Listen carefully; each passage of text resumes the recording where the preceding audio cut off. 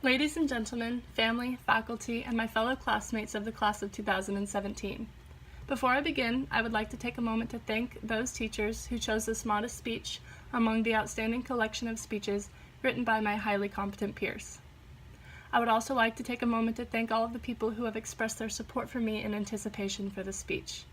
It is with great honor that I give this address, and I promise I do not take it lightly. Today I stand before you as the personification of conflictedness. I find myself on this podium experiencing numerous wearing emotions, and I am certain many of you empathize with me on that point. Firstly, and perhaps most obviously, I am filled with a great sense of happiness and accomplishment. My peers and I have put forth much effort into the last 4 years, almost a fourth of our lives thus far, into being able to stand here today and say that we've earned it. It was by no means easy, and there were many times when we thought that we would not reach this finish line.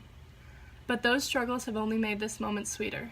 The people on the stage have survived 4 years of Spanish and ASL, freshman cardio health, English with Mr. Hancock, AP calculus, and the 25% rule, and I think all of us can take some pride in that.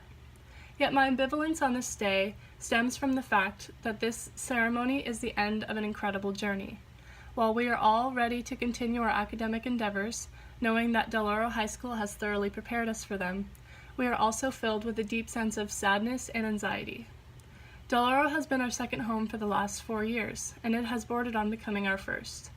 Between our time diligently taking notes in the classroom, playing hacky-sack in the hallway, eating lunch on the front lawn, frantically cramming for AP bio tests, cheering on an undefeated basketball team in the gym, or simply sitting outside on the senior steps, Del Oro has truly become a sanctuary for us all.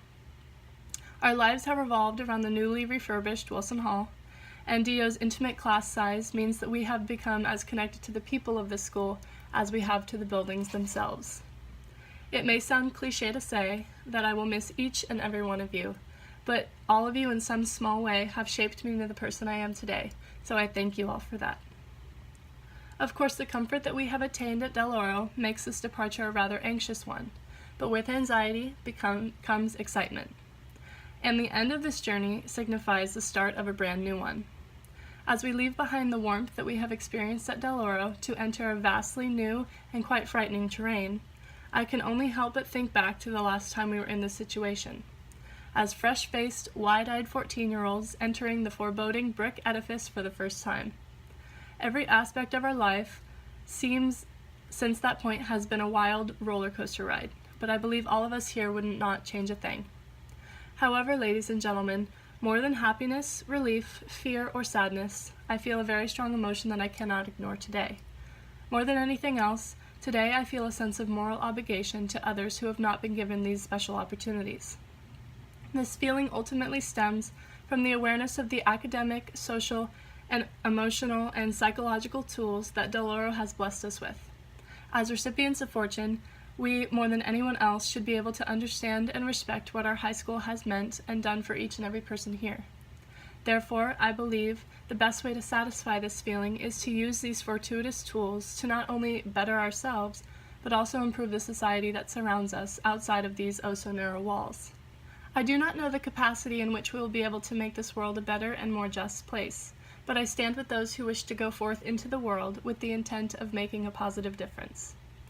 My experiences at Del Oro have left me with one final emotion. The last sentiment I wish to share with you today is hope. I hope that we will use the tools that Del Oro has given us as a means to provide opportunities to others.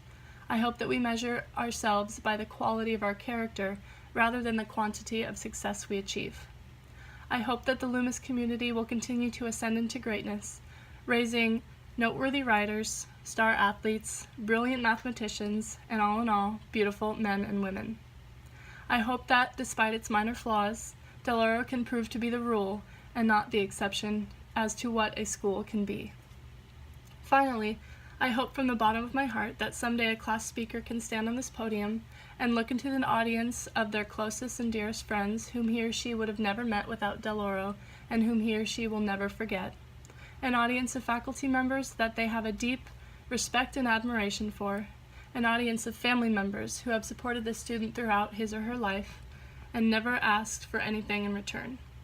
I hope the student can stand on this very stage, look into an audience of the most important people of their life, and feel an overwhelming sense of gratitude, humility, and confidence that I'm sure all of us feel today. Class of 2017, congratulations and good luck. Thank you.